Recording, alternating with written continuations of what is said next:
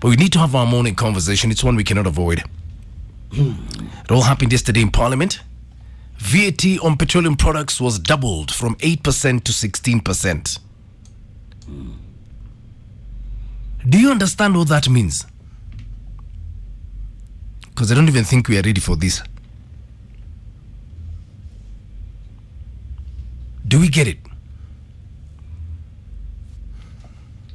Next month, Nilini. 9 days time. In 9 days, everything goes up. Everything. Na hiyo ni memory verse.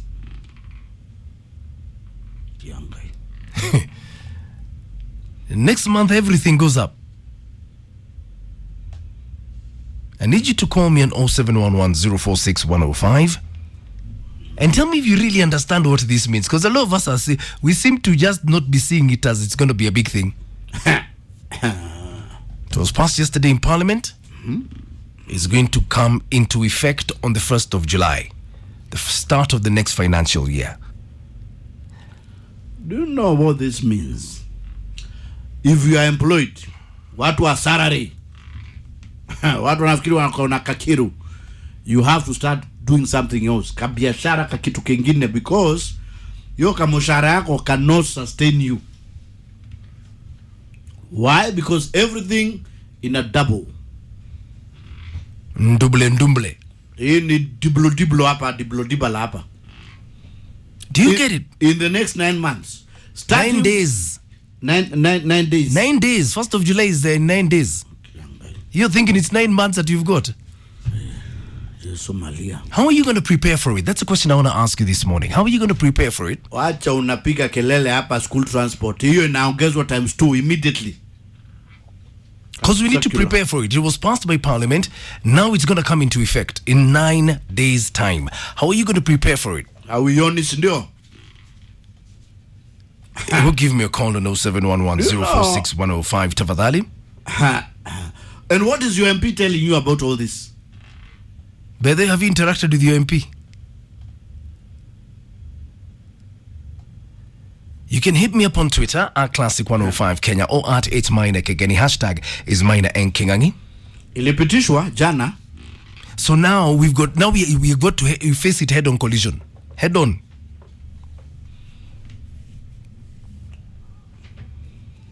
Hit me up on my fan page on Facebook as well. It was passed. Now there is no room for avoiding it at all.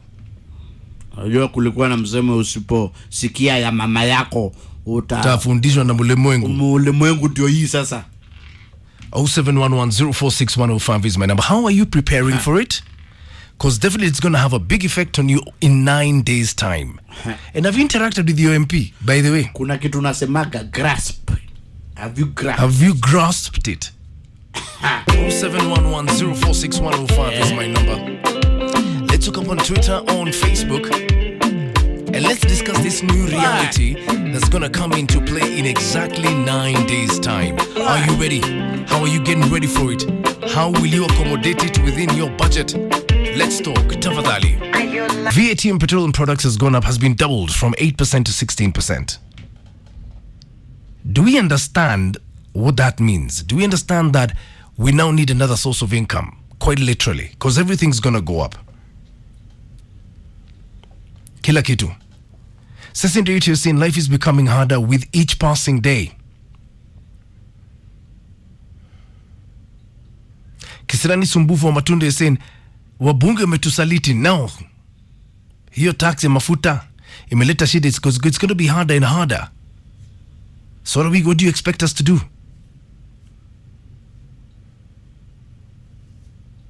Mbuke Rugo MK, good morning, is saying, with such a tough economy, riding a bicycle to work is one of 1,000 ways to save.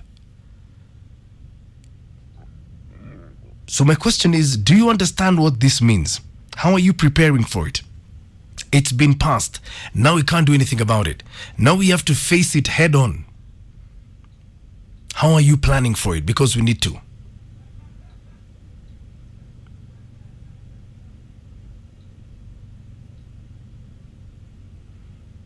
Kijana ya Omanga, good morning.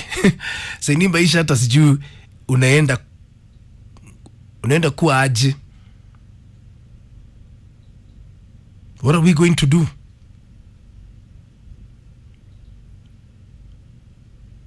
Because every little thing will go up. Hello. My brother Maina. Good morning. Salimia Kingangi hapo kakangu. Kakako amesalimika, asante sana wala. Now Maina. Yeah. As much as we talk about the high cost of living or whatever, Yeah. I agree and it is true. Yeah. But let us talk the fact. Yeah. We must come to the reality. Yeah. Tuambie Wakenya ukweli, tumekuwa tukikaa maisha ambayo sio yetu. The fuel in Tanzania and Uganda went up, I don't know, last year. It is 200 and above. Yeah. In Kenya, when you talk about 8%, for the last 2 years, 1 year, 8%, the rest of the 8% and imekuwa for it to be 60%, imekuwa ikilipwa na Wakenya. Yeah. It is Kenyans who have been paying this 8%. It's only that the government was unable to tell Kenyans the truth. We have been providing 16%. It's only that it was not given direct to Kenyans. Uh-huh. We have been paying for this 8% yenye iko juu. What we have been doing, we have been paying 8% direct. 8% for it to be 16 imekuwa ikiprovided by the government with the tax that we provide. With the subsidy. With the subsidy. Get the point. What this government has done, it is this. Imesema haitashikilia, let every Kenyan feel the pain of the taxing. And let me give you this is the fact. We are talking about 3 million of Kenyans giving taxes. Yeah. Mine, I'm telling you, there are people who are business sellers who don't pay taxes and they earn more millions of money hata kuliko wenye wako kwa ofisi. That's true. How are you going to tax these sellers? Other than direct this kind of fuel and the high cost of living. Right now, nakwambia kuna mtu kwa Kebela sasa anatengeneza biashara kila siku anatengeneza 1000. Huyo mtu alipi tax. Other than uongeze hiyo sukari yenye ana provide anakula kila siku, utamkamatia wapi? Si wache alipe hiyo shilingi 2 kutoka kwa fuel. Okay. I mean, are we getting the point? As much as we talk about the high cost of living, let us talk the fact we have not been paying tax in Kenya. Wacha sasa tukalie sisi wenyewe tukae maisha ngumu, but you know what it takes for us to be reliable with what you can be able to provide. So that's a fact. We have been living a lie. Wacha nikwambia, tumekuwa tukikaa maisha ya furiza, and that is a fact. Na msidanganye wa Kenya. As much as we talk the left, let us tell the Kenyans the truth. Imekuwa the 8% has been being provided. Kuna watu wamekuwa wakilipia watu wenye wanaenda na mafuta na magari, wamekuwa wakilipia watu wenye wana drive, but they don't even drive. But kuna mtu amekuwa akilipa that 8% na hakuna mahali anaguzana na gari. I mean, why are we not talking these facts? Okay. That's the reality. So wacha tulipe ushuru, tutegemee. Kila mtu alipe ushuru. Kila mtu alipe ushuru, mwalimu. That is what you are saying. Ala, kwa nini unatudanganya kila siku? Tunadanganya kila siku ati Kenya tumekuwa hiyo maisha sio yetu. In fact tumekuwa tukisaidiwa. Watu wajitegemee, tulipe ushuru. That's it is. Period. Okay. Thank you. So government imekuwa ikitusaidia. We've been having a subsidy under Uhuru. Yes. Imeondolewa. Yes. Tupambane nayo. Yes. Interesting point of view. My question is, what is your opinion? Talk to a brother.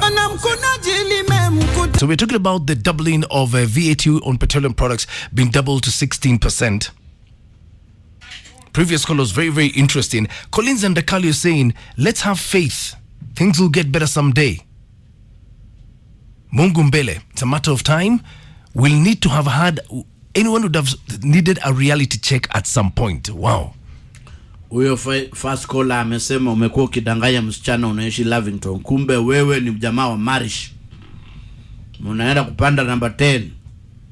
Teka Nyaro. That was a very interesting observation. It is here. Motori mkule chapati. Jennifer Kanyedi, good morning. Saying there's no day a politician is going to help a voter. Hata kama ulimpigia kura. Sad reality. Sasa sio saa ya kwanza na nini. But it's been passed. There is no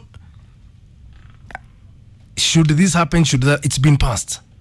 So now there's no avoiding it. The quick thing now here is to prepare for it. Kama mtu.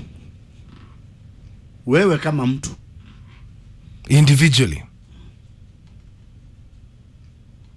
Yeah. So my question is, How are you preparing for this? Alafu mtu anapata mimba at this time. You must be joking. Kianga, hello. Good morning, Mr. Boyno. Good morning. Haya, sasa. Maina si uko na biashara Amerika. Kondo, akona kondo. And you know how America you have to pay taxes. Yes. Actually, hakuna crime mbaya America kama tax evasion. That there's no bigger crime here. There's no bigger crime than that. Hata kama ukuwe president ama nani, if you evade tax, then uko ndani direct. Yeah. So Kenya, we have been living a lie because Maina, do you know that tungefaa kununua mafuta 200 a liter in 2021? Yeah. But you have been saying, oh, government, tusaidie mafuta ya bei rahisi. Itoke wapi Maina? The fuel prices were standardized in Africa a long time ago when the dollar hit the roof. Yeah. But Kenya, serikali imetuonea huruma, imetupatia na 8%. Yeah. But it's supposed to be 16%. Yeah. So Kenyans hawajazoea kulipa ushuru. And when the government says we pay taxes, tunaanza kulalamika. Yeah. But if you want to reach a good economy like America, lazima watu walipe ushuru. Okay. It's time for Kenyans now to know how to pay taxes and for the government to be self-sufficient. Hakuna kitu kingine Maina, ni tukaze mshipi tuingie kwa kulipa tax. Okay. Maisha itakuwa rahisi. We will be hit hapa. Unajua hata Maina, ukipewa kiatu mpya inakufinya, lakini ukienda kwa njia ukitembea kilomita kadhaa inakuwa inalegea. We will adjust. Okay. Good day, Maina. Have a good day. Wow. While he's having a good day, you have the final word, huh? I want you to close our discussion, though. The doubling of VAT on petroleum goods was done from 8% to 16%. Jennifer Kanyidi is saying if the revenue from taxes can be put to use appropriately, this country of ours would be one of the best. What's killing us is the corruption.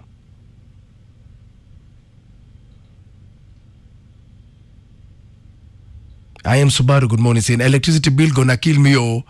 I'll invest in solar power. I'm tired of being conned by Kenya Power. Kiangai. I want you to have the final word because this is a conversation we need to understand.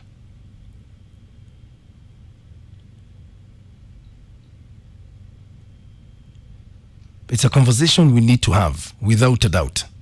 Are you ready for it? It's been passed, so there's no room for maneuvering here. Kenyaji Original Sue, good morning, saying we need to learn to adjust and don't mind what people will say. If you're in a 2-bedroom and you can fit into one in a cheaper place, take that move. Life is hard everywhere. And pride hurts. But eventually things will get better. I want you to have the final word. Hello. Yes, I'm following your conversation today. Yeah. And it's quite disappointing. Yeah. That some people think overtaxing its citizens will improve the economy of the country. Yeah. That principle cannot work. I want to let the public know that the economy is built by manufacturing, production, and industrialization. Yeah. And that is one sector that needs to be improved for the Kenyan people and Kenyan citizens to be employed. Yeah. For them to get paid. Yeah.